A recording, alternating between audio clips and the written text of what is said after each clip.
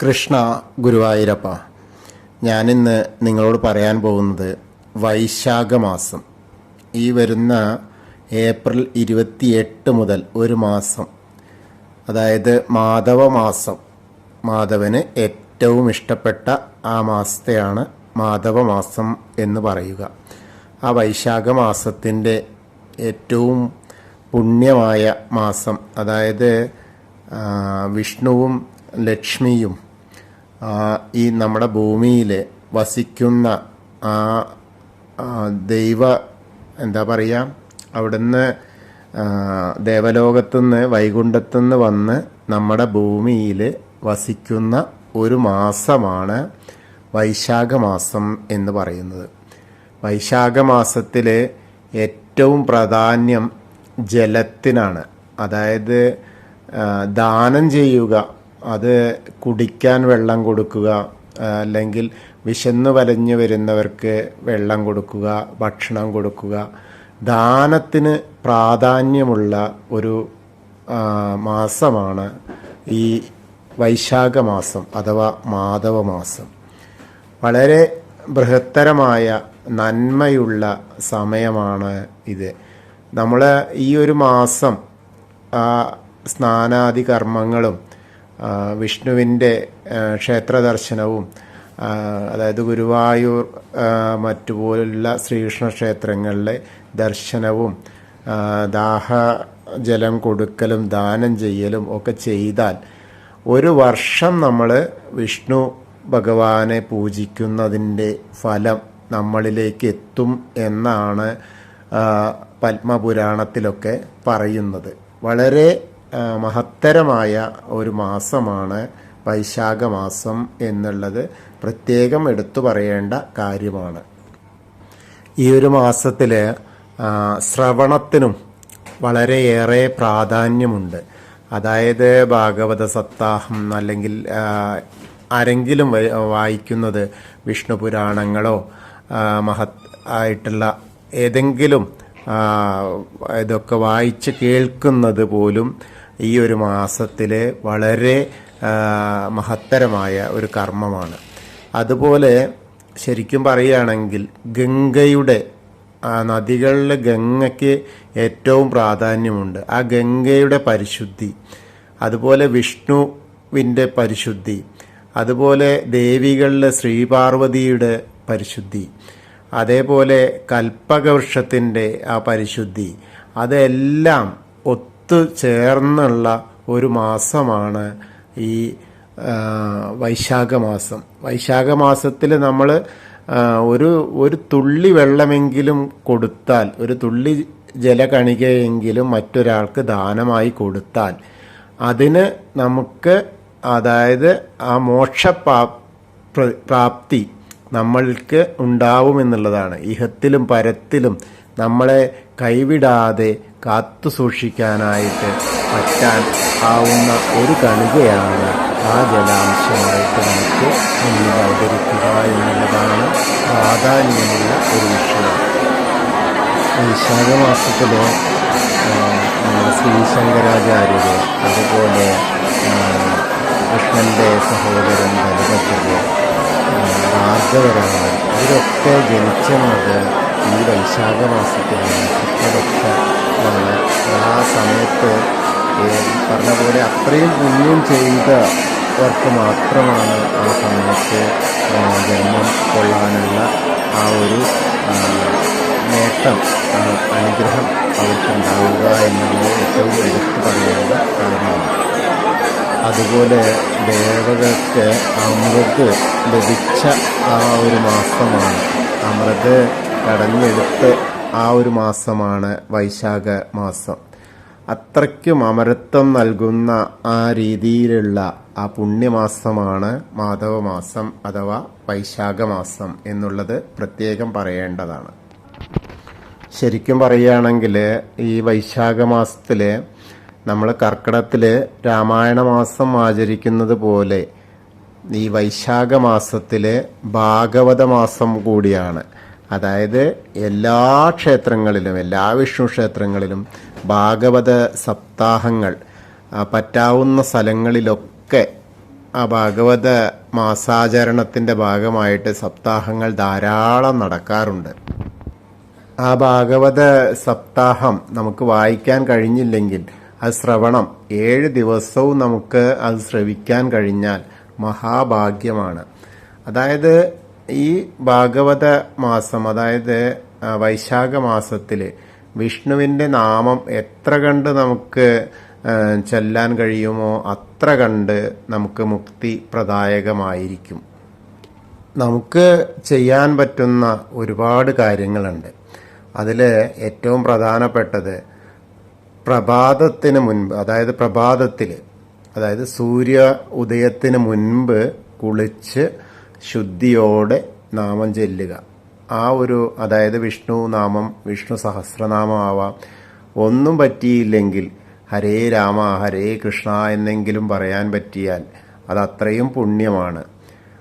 അത് ഈ ഒരു മാസം മുഴുവൻ നമുക്കത് കൊണ്ടുപോകാൻ കഴിഞ്ഞാൽ, അതേപോലെ നാരായണനെ ജപിക്കുന്ന അതേപോലെ ലക്ഷ്മി ദേവിയെയും ജപിച്ചാൽ നമ്മളുടെ കഷ്ടനഷ്ടങ്ങളെല്ലാം തീരുമെന്നുള്ളത് 100% അനുഭവ സാക്ഷ്യങ്ങളാണ് പലരുടെയും.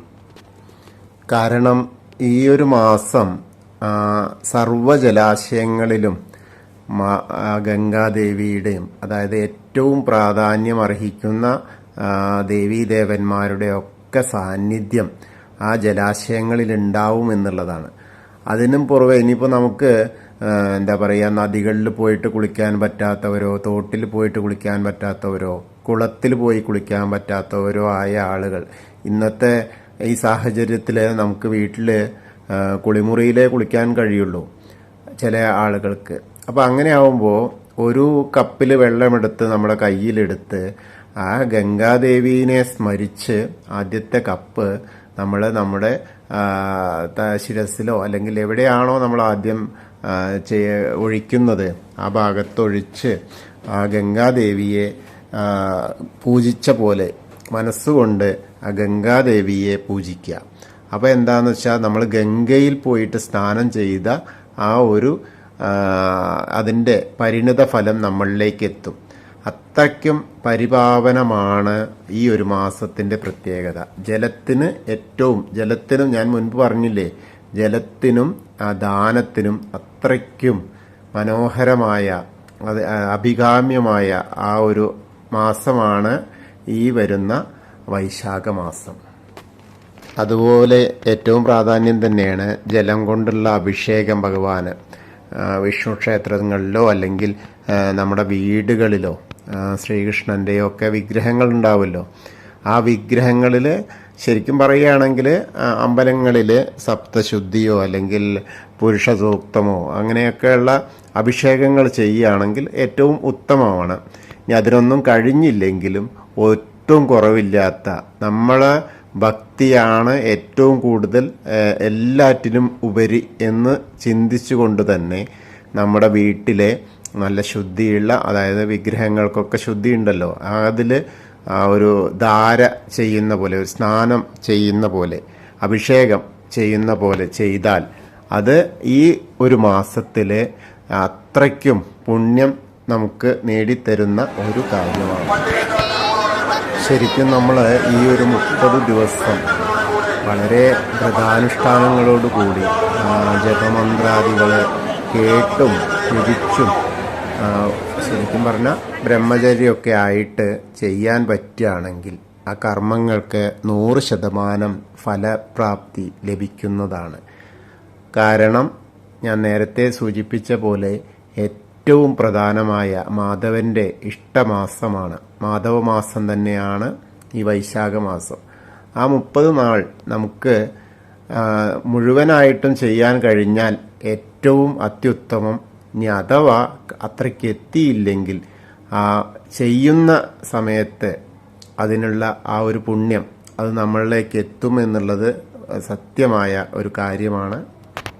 അതിൽ ഏറ്റവും പ്രാധാന്യമുള്ള ഒരു കാര്യം കൂടി പറയാം. നമുക്ക് 30 ദിവസം തികച്ചും എടുക്കാൻ കഴിഞ്ഞില്ലെങ്കിൽ വൈശാഖ മാസത്തിലെ അവസാനത്തെ 5 ദിവസം, ഏകാദശി മുതൽ പൗർണമി വരെയുള്ള ദിവസങ്ങൾ നമുക്ക് ഈ പറഞ്ഞ പോലെ നോമ്പ് എടുക്കാൻ കഴിയുകയാണെങ്കിൽ, ബ്രഹ്മചര്യവ്രതം അനുഷ്ഠിക്കാൻ കഴിയുകയാണെങ്കിൽ, അതിനനുസരിച്ച് ചെയ്യാൻ പറ്റുകയാണെങ്കിൽ ഈ ഒരു മാസം മുഴുവൻ നമുക്ക്, അതായത് ആദ്യം തന്നെ പറയാം, വൈശാഖ മാസം മുഴുവൻ എടുത്താൽ ഒരു വർഷത്തെ ഫലം ലഭിക്കുമെന്ന് പറഞ്ഞു. അതേപോലെ ആ വൈശാഖ മാസത്തിലെ ഏറ്റവും പ്രധാനപ്പെട്ട അവസാനത്തെ 5 ദിവസങ്ങൾ നമുക്ക് ഈ ജപം, ശ്രവണം എല്ലാം ചെയ്യാൻ, അതേപോലെ സ്നാനം ഒക്കെ ചെയ്യാൻ കഴിയുകയാണെങ്കിൽ ഈ ഒരു മാസത്തെ, അതായത് ആ ഒരു വർഷത്തെ മുഴുവൻ പുണ്യവും, അല്ലെങ്കിൽ നമുക്ക് കിട്ടാവുന്ന മോക്ഷപ്രധാനമായ ഒരു കാര്യമാണ് ഈ ഒരു 5 ദിവസം എന്നുള്ളത് പ്രത്യേകം എടുത്തു പറയേണ്ട കാര്യമാണ്. കാരണം പലരും ജോലി തിരക്ക് മൂലമോ അല്ലെങ്കിൽ മറ്റ് അസുഖങ്ങൾ മൂലമോ മറ്റു പലവിധ കഷ്ടതകൾ മൂലമോ എന്തെങ്കിലും ബുദ്ധിമുട്ടുകൾ ഈ 30 ദിവസം തുടർച്ചയായി ചെയ്യാൻ കഴിയാത്തവർക്കായിട്ടാണ് ഈ അവസാനത്തെ വൈശാഖ മാസത്തിലെ അവസാനത്തെ ഏകാദശി മുതൽ പൗർണമി വരെയുള്ള ആ ഒരു 5 ദിവസം അത് എങ്കിലും എടുക്കാൻ എല്ലാവർക്കും കഴിയട്ടെ എന്നുകൂടി ഞാൻ ആശംസിക്കുകയാണ്. അത് അത്രയ്ക്കും പ്രാധാന്യമുള്ളത് കാരണമാണ് അത് പറഞ്ഞത്. ഗുരുവായൂരിലെ ഏറ്റവും വൈശാഖത്തിലെ ദ്വാദശി ഏറ്റവും പ്രാധാന്യം, വളരെ വിശേഷമാണ്. അതുപോലെ ത്രയോദശിയിലാണ് ധന്വന്തരി മൂർത്തി, അതായത് അമൃത കലശം ഹസ്തായ, അമൃതം ആയിട്ട് ദേവകൾക്ക് കിട്ടിയ ദിവസമാണ് വൈശാഖ മാസത്തിലെ ത്രയോദശി നാള്. അപ്പോൾ ഈ 5 ദിവസങ്ങൾക്കും ഏകാദശിയും ദ്വാദശിയും ത്രയോദശിയും ഒക്കെ ഏറ്റവും പ്രാധാന്യം അർഹിക്കുന്ന ദിവസങ്ങളാണ്. അതുപോലെ വൈശാഖ പൗർണമി, വൈശാഖ മാസത്തിലെ പൗർണമിക്ക് വിഷ്ണു ക്ഷേത്രങ്ങളിൽ അല്ലെങ്കിൽ നമ്മുടെ വീട്ടിലെങ്കിലും വിഷ്ണുവിൻ്റെ, അതായത് ശ്രീകൃഷ്ണൻ്റെ ആ പ്രതിരൂപത്തിൽ ആ പൂജകൾ നിർവഹിക്കാൻ കഴിഞ്ഞാൽ അന്നത്തെ ഒരു എങ്ങനെങ്കിലും ഏതെങ്കിലും ഒരു വിഷ്ണു ക്ഷേത്രത്തിൽ പോകാൻ പറ്റുന്ന ആ ഒരു അവസ്ഥ ഉണ്ടാക്കുക. അതല്ലെങ്കിൽ അതൊന്നിനും കഴിയാത്തവർക്ക് വീട്ടിലെങ്കിലും ഈ പറഞ്ഞ സ്നാനാദി കർമ്മങ്ങളും, കാരണം അത്രയ്ക്കും അത്യുത്തമമായ ആ ഒരു ദിവസമാണ് വൈശാഖ പൗർണമി. അതായത് സൂര്യ ഭഗവാൻ എങ്ങനെയാണോ അന്ധകാരത്തെ മാറ്റുന്നത്, അതുപോലെ നമ്മുടെ മനസ്സിൽ, നമ്മുടെ ശരീരത്തിൽ നിന്നുണ്ടായ അതായത് പാപാംശങ്ങളെയെല്ലാം ശുദ്ധീകരിക്കാൻ ഉതകുന്ന ഒരു ദിവസമാണ് വൈശാഖ പൗർണമിയിലെ നമ്മൾ ചെയ്യുന്ന ആ വിഷ്ണു പൂജ.